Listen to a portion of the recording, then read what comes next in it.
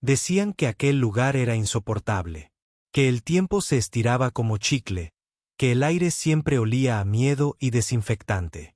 Pero a mí nunca me aburrió la sala de espera. Tal vez porque, mientras otros contaban minutos, yo contaba historias. Llegué la primera vez por obligación, no por curiosidad. Llevaba una carpeta bajo el brazo, una cita médica escrita en letra ilegible, y la cabeza llena de pensamientos que daban vueltas sin rumbo. Había dormido mal. Había desayunado peor. Pero en cuanto crucé la puerta de vidrio y sentí el cambio de temperatura, ese aire frío que parece borrar lo que uno trae de la calle, algo me hizo detenerme. No sé si fue el silencio o esa especie de pausa que el mundo hace dentro de un hospital. El reloj de pared marcaba las 9:17. En la televisión colgada sobre la recepción, un programa de noticias hablaba de tragedias lejanas. Pero nadie miraba la pantalla. Todos estaban concentrados en lo mismo: esperar. Había una anciana con un chal de lana, tejiendo despacio sin levantar la vista. Un hombre joven con auriculares movía el pie, ansioso, como si el cuerpo se negara a quedarse quieto. Una pareja discutía en voz baja, con las manos apretadas demasiado fuerte. Una madre sostenía a su hijo dormido en brazos, cantando apenas un susurro. Yo me senté en una esquina, entre la máquina de café y una ventana que daba a un jardín interior. Saqué un libro, pero no lo abrí. Me descubrí observándolos a todos, sintiendo algo que no recordaba desde hacía mucho: pertenencia. Allí nadie fingía. Nadie se ocultaba detrás de sonrisas o discursos. En esa sala todos estábamos desnudos de pretensión. Solo humanidad, en su forma más simple y más frágil. Pasaron los minutos, o las horas, no lo sé. A veces el tiempo en esos lugares deja de tener forma. Escuché nombres que se llamaban uno tras otro, el eco de las puertas abriéndose, los murmullos que se disolvían cuando el siguiente paciente era atendido. La vida se movía, lenta pero constante. A mi lado, una mujer mayor se quejaba de que el reloj no avanzaba. Le ofrecí un café de la máquina.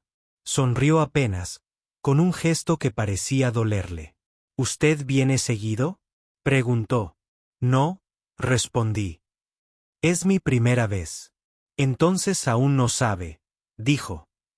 Aquí uno aprende a esperar, o se vuelve loco.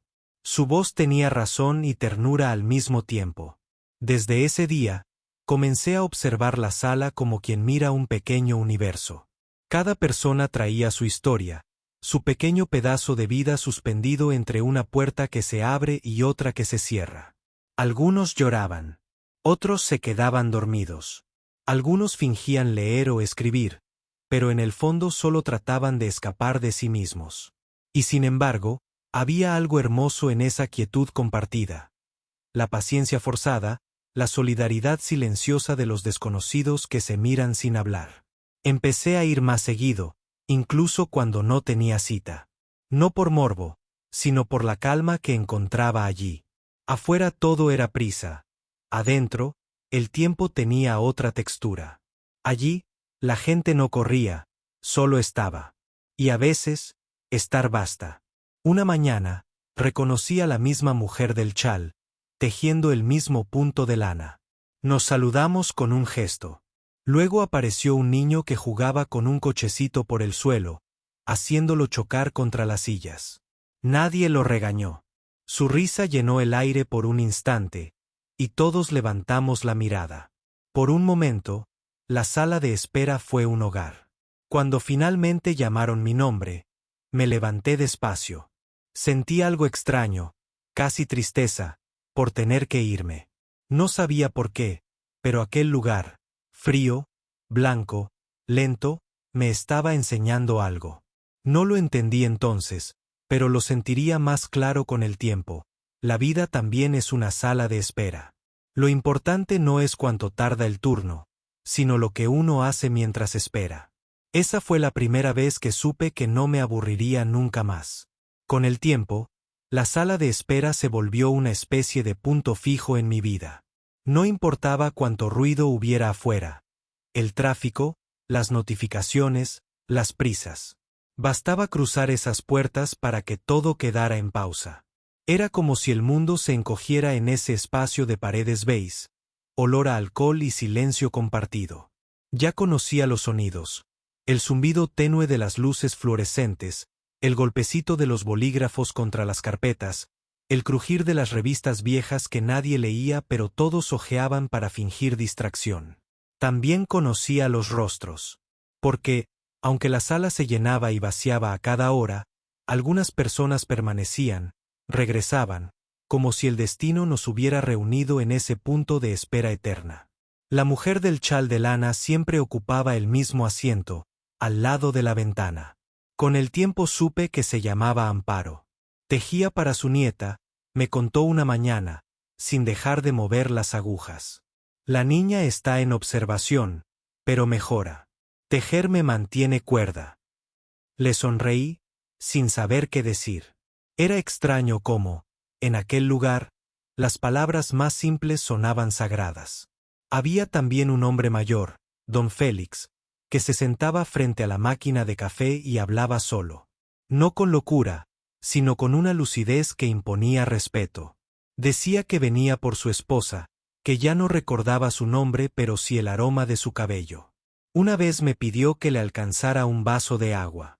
Lo hice, y mientras bebía, murmuró: a veces la vida se mide por las veces que uno aprende a esperar sin rendirse. Empecé a escribir sobre ellos. En mi cuaderno, entre citas y fechas, anotaba sus gestos, sus palabras, los silencios que dejaban en el aire. Y al hacerlo, comprendí que no eran extraños. Eran reflejos de todos nosotros. Cada uno traía su propia versión del miedo, la esperanza o la resignación. Un martes lluvioso llegó una joven que cambió algo en la rutina invisible del lugar.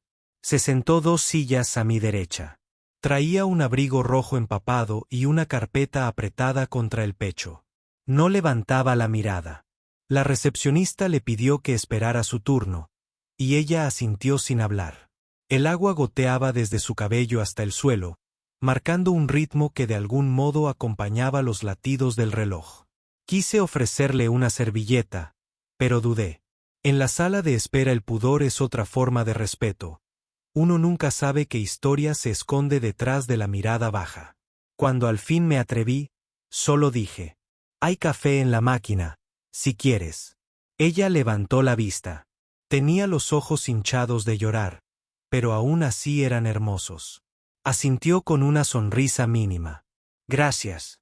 No creo que me pase, respondió. Si me levanto, quizá empiece a temblar. No dije nada más.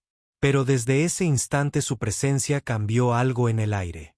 El tiempo se hizo más lento, o tal vez más profundo. Me descubrí esperándola en cada visita. Algunas veces llegaba, otras no. Cuando estaba, el silencio se llenaba de algo distinto, como si su simple existencia trajera un poco de calor a esas paredes frías. En una de esas mañanas, mientras Amparo tejía y don Félix murmuraba para sí, ella se giró hacia mí y preguntó. Sin saberlo todavía, algo estaba empezando. No una historia de amor, al menos no todavía, sino una historia de reconocimiento. 2 almas encontrándose sin buscarse, en el único lugar donde nadie quiere estar, pero donde todos terminamos siendo iguales. Y por primera vez entendí que la sala de espera no era solo una pausa, era un espejo. Y en ese espejo, empezaba a reconocerme. El abrigo rojo volvió. Una semana después, justo cuando empezaba a pensar que no la vería más, la puerta automática se abrió y allí estaba. El mismo gesto cansado, la misma carpeta apretada contra el pecho, el mismo temblor leve en las manos.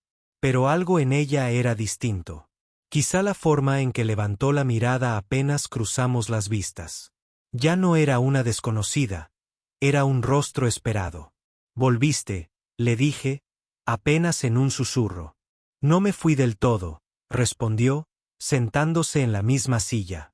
Había algo en su voz que mezclaba resignación y ternura. No pregunté nada más. En la sala de espera, uno aprende que no todas las preguntas merecen respuesta inmediata. El reloj marcaba las 10:15. Amparo tejía con la misma paciencia de siempre. Don Félix dormitaba con la cabeza apoyada en el bastón. Un niño pequeño jugaba con una botella de plástico, inventando un barco en medio del mar de sillas grises. Todo era igual, y sin embargo, yo no podía dejar de mirar hacia mi derecha, hacia el abrigo rojo. Pasaron minutos, quizá horas. Finalmente, ella habló. A veces pienso que esta sala es más honesta que la vida afuera. ¿Por qué? Aquí todos esperamos lo mismo. Afuera fingimos que sabemos a dónde vamos. Su frase me atravesó. Era verdad. Allí dentro no había pretensión posible. Solo el deseo de que la puerta se abriera con buenas noticias.